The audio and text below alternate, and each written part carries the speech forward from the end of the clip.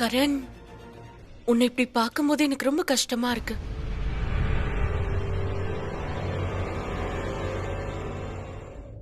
எனக்கு என்னமோ இந்த போலீஸ் ஸ்டேஷன் என் அப்பாவோடதுன்னு தோணுது.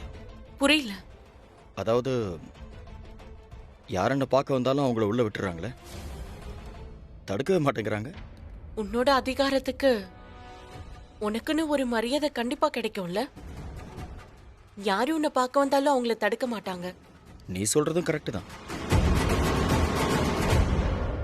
உன்னை இப்படி பார்க்கும்போது எனக்கு ரொம்ப கஷ்டமா இருக்கு. நான் இப்படி சொல்றேன்னு தப்பா எடுத்துக்காத. எனக்கு பிரீதா மேல ரொம்ப கோவம் வருது. உன்னோட இந்த நிலைமைக்கு அவதான் காரணம்னு தெரிஞ்சு அவ அங்க வீட்ல அவ கம்ஃபர்டபிளா பெட்ல நிம்மதியா தூங்கிட்டு இருக்கா. ஆனா நான் இங்க நீங்க கம்ஃபர்டபுளா தான் இருக்கேன். எனக்கு எந்த கஷ்டமும் இல்லை. நான் நல்லா தான் இருக்கேன். ரொம்ப சந்தோஷமான விஷயம் என்னன்னா, பிரீதா அங்க இருக்கா, நிம்மதியா இருக்கா, சந்தோஷமா அவ வீட்டுல இப்ப இருக்கா, நிம்மதியா தூங்கிட்டு இருக்கா. I am feeling good. நான் நிம்மதியா இருக்கேன். என்ன நீ இந்த நிலைமையில நல்லா இருக்கன்ற? எதுக்காக உன்னை நீயே டார்ச்சர் பண்ணிக்கிற?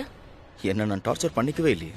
நான் தான் சொன்னல, நான் இங்க இருக்கிறதுல எனக்கு எந்த பிரச்சனையும் இல்லை. ரொம்ப சந்தோஷமா இருக்கேன். இந்த இடத்துல தூங்குறதும் எனக்கு ரொம்ப பிடிச்சிருக்கு. I am feeling nice. Karan, என்ன பேசிட்டு இருக்க? இங்க எப்படி நல்லா இருக்குன்னு சொல்ற நீ? உன்னால் இது புரிஞ்சுக்க முடியாது, கொஞ்சம் கூட புரியாது. இந்த கேள்வியை என்கிட்ட 2 வருஷத்துக்கு முன்னாடி யாராவது கேட்டிருந்தா எனக்கும் புரியாது. உன்ன மாதிரி ஆக்ட் பண்ணியிருப்பேன், இல்லைன்னா பொய் சொல்லியிருப்பேன். ஏன்னா 2 வருஷத்துக்கு முன்னாடி எனக்கும் காதல்னா என்னன்னு தெரியாது. எதையும் புரிஞ்சுக்கிற நிலைமையில அப்ப நான் இல்லை. ஆனா பிரீத்தாவை நான் எவ்வளவு காதலிக்கிறேன்னு இன்னைக்கு புரியுது. அவளுக்காக நான் என்ன வேணா பண்ணுவேன்னு இப்ப எனக்கு புரியுது. என் உயிரை கொடுக்கறதுக்கு நான் தயாரா இருக்கேன். இதெல்லாம் ரொம்ப சின்ன விஷயம். நான் இங்க இருக்கும்போது ஒரு கஷ்டம் இருக்குல்ல, ஒரு வலி இருக்குல்ல, அதுல கூட ஒரு தனி சுகம் இருக்கு. ஏன்னா அவ அங்க நிம்மதியா இருக்கா, கம்ஃபர்டபுளா இருக்கா. அவளுக்கு எந்த விதமான கஷ்டமும் இருக்காதுல்ல. ஆனா காதல்னா என்னன்னு உனக்கு எப்படி தெரியும்? பிரீத்தாவை நான் எவ்வளவு காதலிக்கிறேன்னு உனக்கு எப்படி தெரியும்? இதுல கஷ்டமான விஷயம் என்னன்னா, உன்கிட்ட நான் எல்லாத்தையும் சொல்லிட்டேன். ஆனா பிரீத்தா கிட்ட அவளை நான் எவ்வளவு காதலிக்கிறேன்னு சொல்லணும்னு நினைக்கும் போது எனக்கு வார்த்தையே வர மாட்டேங்குது. இது வரைக்கும் என்னால சொல்ல முடியல, இன்னைக்கு கூட சொல்ல முடியல. வித்தியாசமா இருக்குல்ல? நான் அவளை ரொம்ப காதலிக்கிறேன். அது அர்ஜென்ட்டா ஒரு வேலை ஞாபகம் வந்துருச்சு. நான் உன்னை அப்புறமா மீட் பண்றேன்.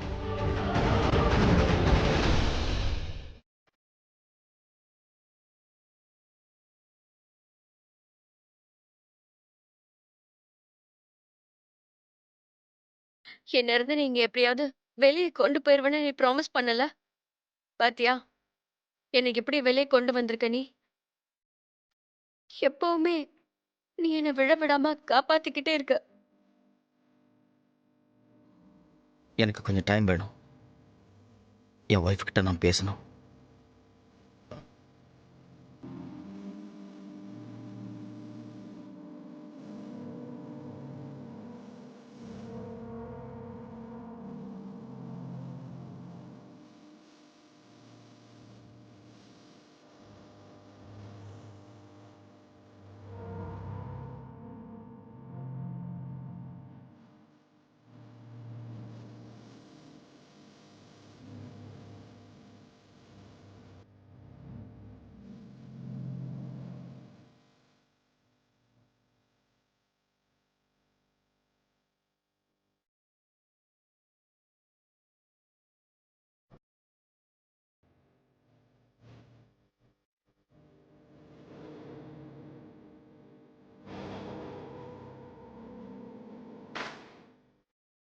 நீ சிரிக்கும் போது அழகா இருக்க.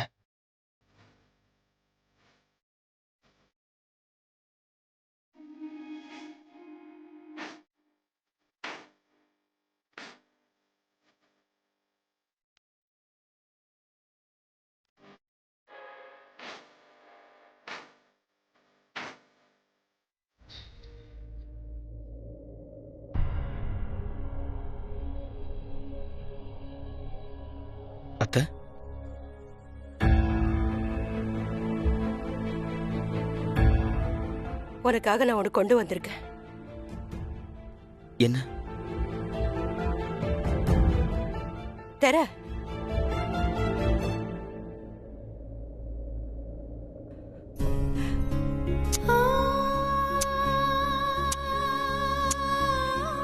பாசம். நிறைய பாசத்தை கொண்டு வந்திருக்க.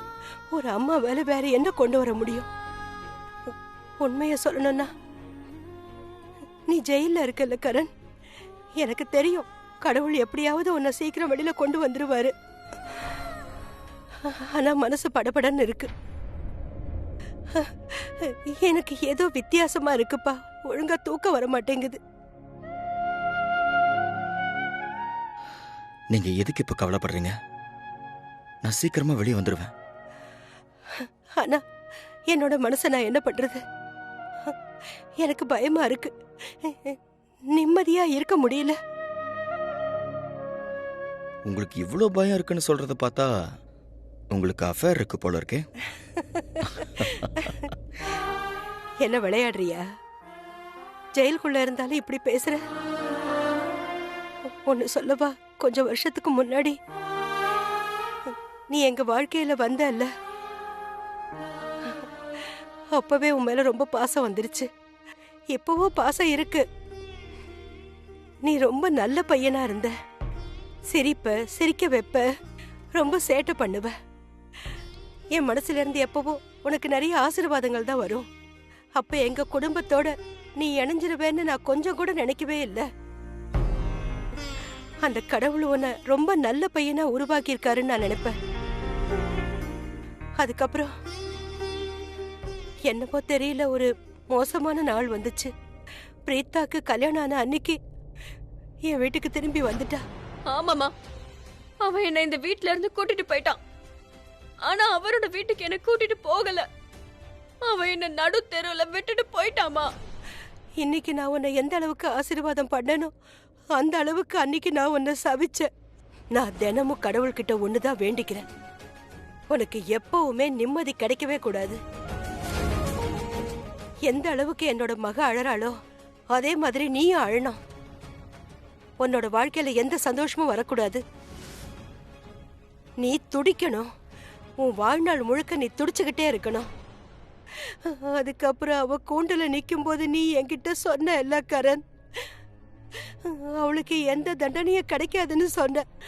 அதுக்கப்புறம் நீ ஒண்ணுமே பண்ணலன்னதும் நான் உன்னை ரொம்பவே அடிச்சிட்டேன்.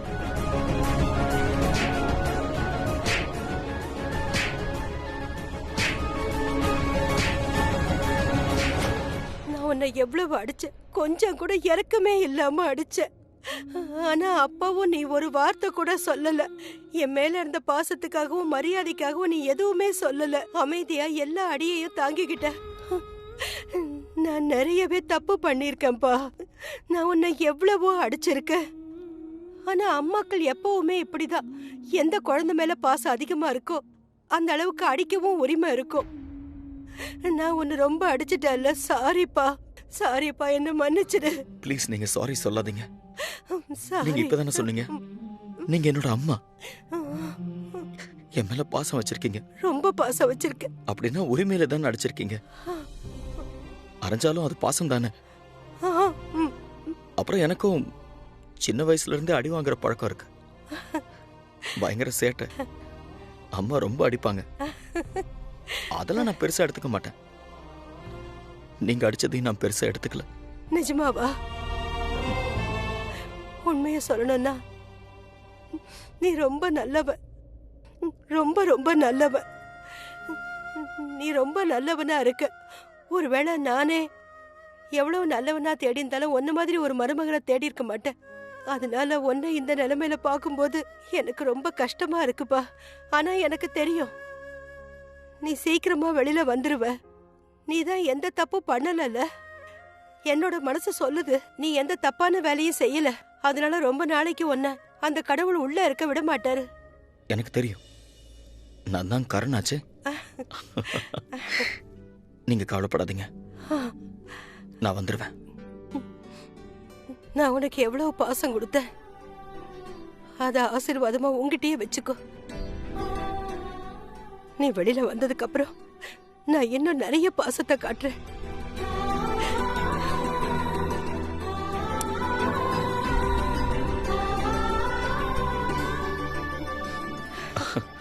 நான் ஒன்று சொல்லவா? நீங்க எல்லாரும் என்ன பார்க்க வரீங்கல்ல, ரொம்ப பாசத்தை காட்டுறீங்க. எனக்கு லாட்டரி அடிச்ச மாதிரி இருக்கு. இங்க இருந்தா நிறைய பாசம் காட்டுறாங்க, வெளியே இருந்தா திட்டிகிட்டே இருப்பாங்க. ஜெயிலுக்கு வந்ததும் நல்லதுதான். இருந்தாலும் நீ உள்ள ரொம்ப நாள் இருக்க கூடாது. சீக்கிரமா நீ வெளியில வரணும்னு தான் நான் ஆசைப்படுறேன்ப்பா. ஹெல்த்தை பார்த்துக்கங்க. நீயும் பார்த்துக்கோ.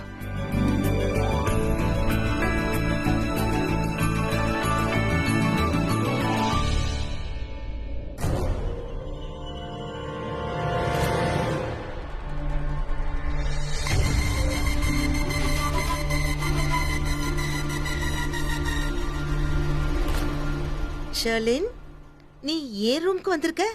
என்னாச்சு? இல்ல சித்தி, அது ஒண்ணும் இல்ல சித்தி, சும்மாதான். இல்ல இல்ல இல்ல இல்ல, என்ன நீ நீ யார் ரூம்க்கு இப்படி போக மாட்டியே? வா சொல்லு, என்ன விஷயம்?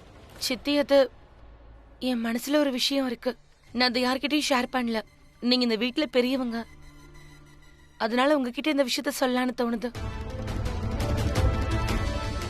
அப்படின்னா சொல்லுமா ஷர்லின், சொல்லு. பாரு, சொன்னா உன் மனசுக்கும் நிம்மதியா இருக்கும்.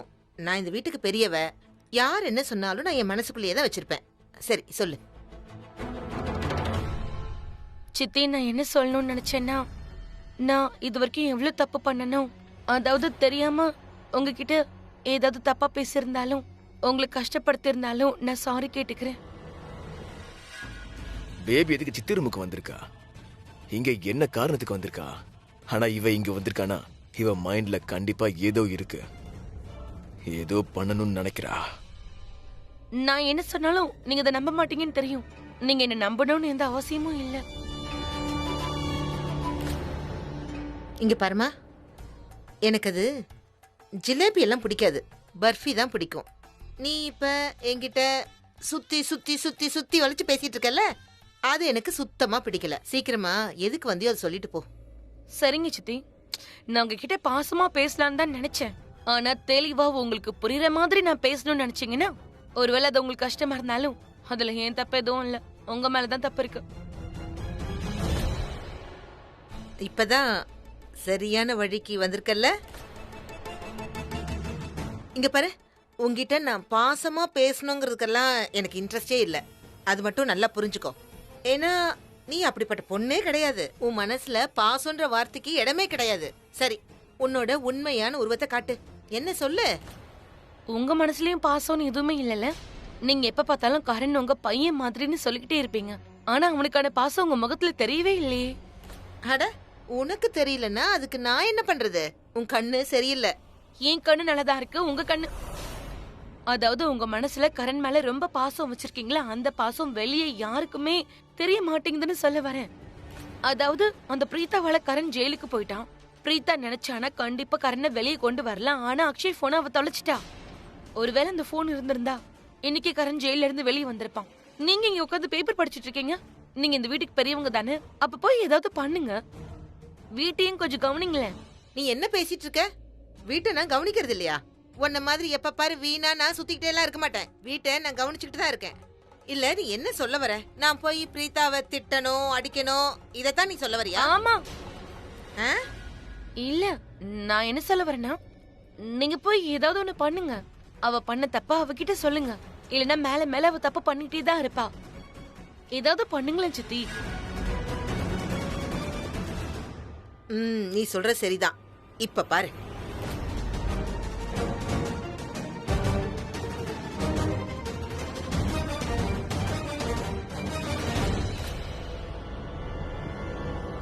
நீ என்ன பண்ணிக்கிட்டு இருந்த?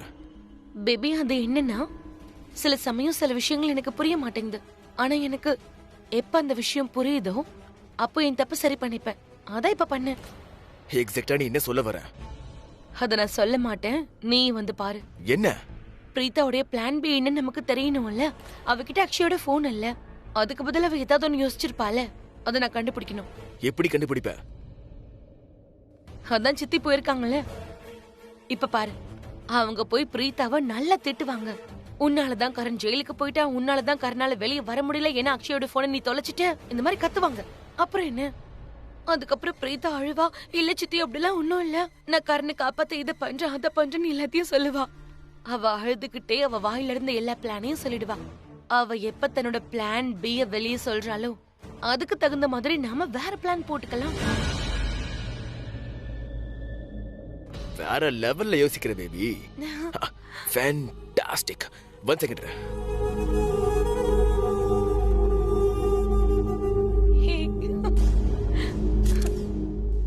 நான் இந்த போட்டோ ஃப்ரேமிங் பண்ணுவேன், என்னுடைய பெட்ரூம்ல வச்சுப்பேன். அதுக்கப்புறம் ஆர்த்தி எடுப்பேன், பூஜை பண்ணுவேன். என்னமா யோசிக்கிற நீ? அறிவை சூப்பரா பயன்படுத்துற. Fantastic baby, fantastic. பிரீதா, இங்க பாரு பேபி, கீழே ஃபேமிலி டிராமா ஸ்டார்ட் ஆயிடுச்சு. எனக்கு மிஸ் பண்ண விருப்பம் இல்ல. சித்தி பிரீத்தா கிட்ட என்னெல்லாம் பேச போறாங்க நான் பார்க்கணும். சரியா? I'll see you back. நானும் வரேன். ஆனா இப்பவே வராத, கொஞ்ச நேரத்துக்கு அப்புறம் வா.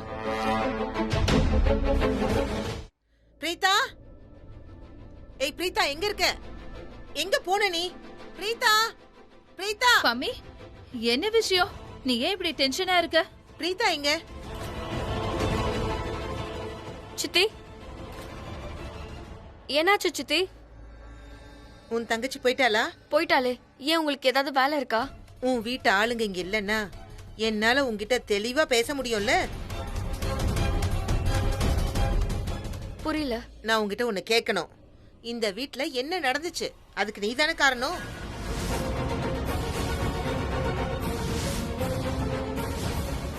என்னது?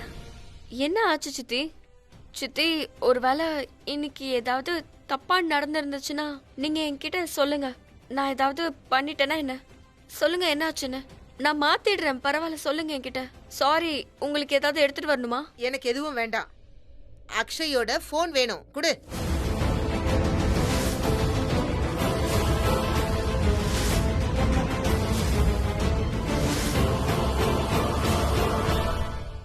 ஆனா பம்மி, அக்ஷயோட போன் தான் தொலைஞ்சிருச்சுல.